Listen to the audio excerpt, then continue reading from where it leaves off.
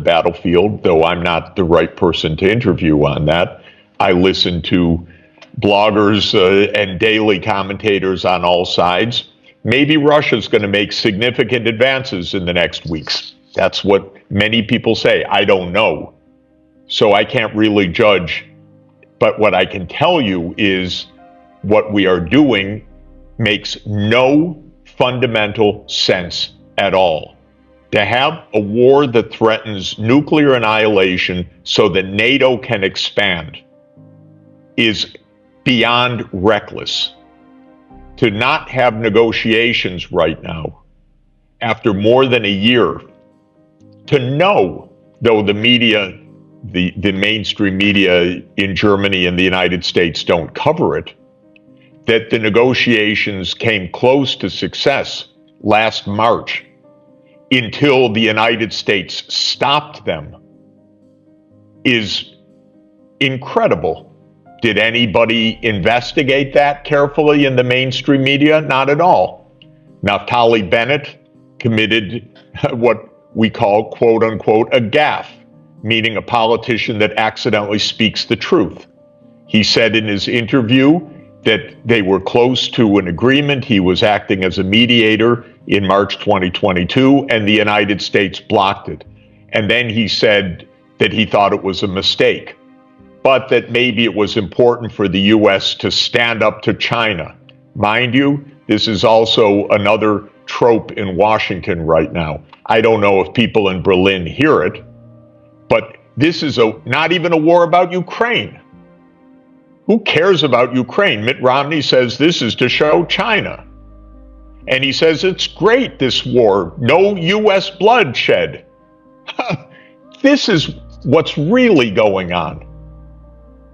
And so I don't know what these weapons are going to do, except we can be sure that they will kill people. And if they are successful, quote unquote, on the ground, they will bring us closer to nuclear war. And people should understand the U.S. motivations. The U.S. motivations is to be number one in the world, and that's the beginning and the end of it. And if that means war with Russia, that's war with Russia. If that means war with China, that's war with China. That's what Germany has signed on to unconditionally without asking a question. You mentioned China in negotiations. On the anniversary of the Russian invasion of Ukraine, China proposed a 12-point peace plan to end the war in Ukraine. The German media were quick to denounce this plan by stating that it supports Russia's position and interests and does not respect Ukraine's territorial integrity. How do you view this peace plan? Can China be trusted, especially since the West considers China not to be a neutral actor and suspects it of supporting Russia's war with weapons? No matter what is said, Baerbock and her colleagues will denounce any talk of peace. Victoria Nuland and her colleagues will denounce any talk of peace. The British, by the way, are the most irresponsible. They have nothing to add, but they love war because they still think they're the British Empire, I'm sorry to say. So they're the most violent of all, and they have nothing to add to this story. So this is denunciations because the neocons are afraid that somebody will talk about peace. What China didn't say anything about territorial settlements. It said to negotiate. What China said was to respect the security interests of all sides. Horror. You know what it means? It means that China knows that NATO enlargement is a threat to Russia, as it is, by the way, in part because the United States is expanding NATO to Asia. China sees it in its own neighborhood. Why does NATO, a North Atlantic treaty organization, invite East Asian leaders now? Why does Jens Stoltenberg, the Secretary General of NATO, say NATO must shift to China? Well, when China talks about the legitimate security interests of both sides, That's actually right.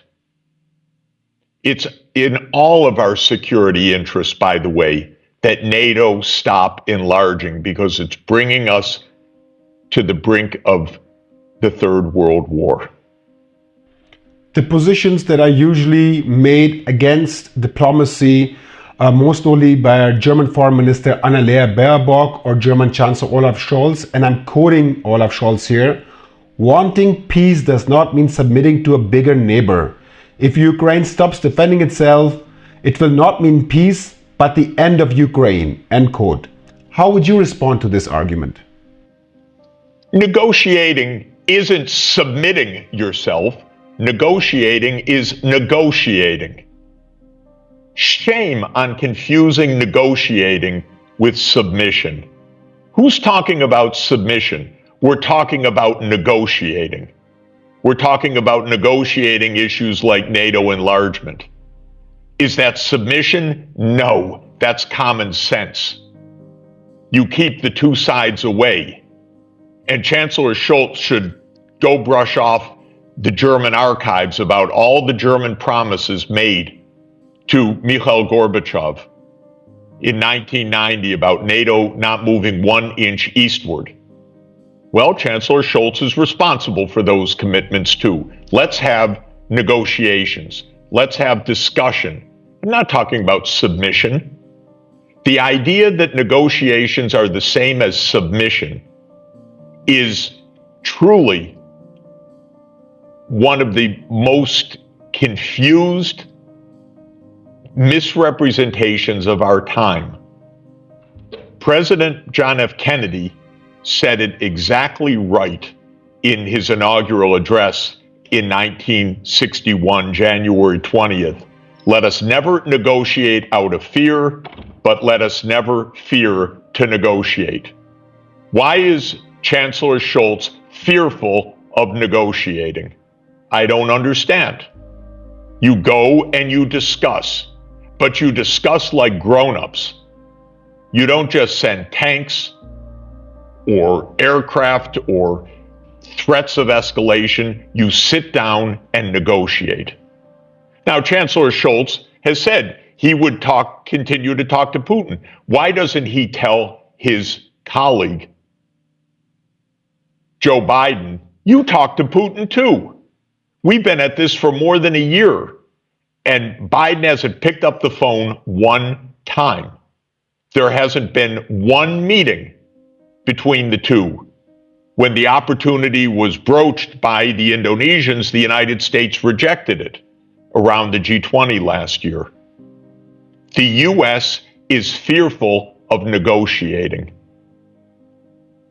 because maybe some truths would come out in the negotiating. Maybe some of the provocations would come out in the negotiating. Maybe the U.S. role in the overthrow of the Ukrainian government in 2014 would come out. Maybe the failures of Germany to enforce the Minsk II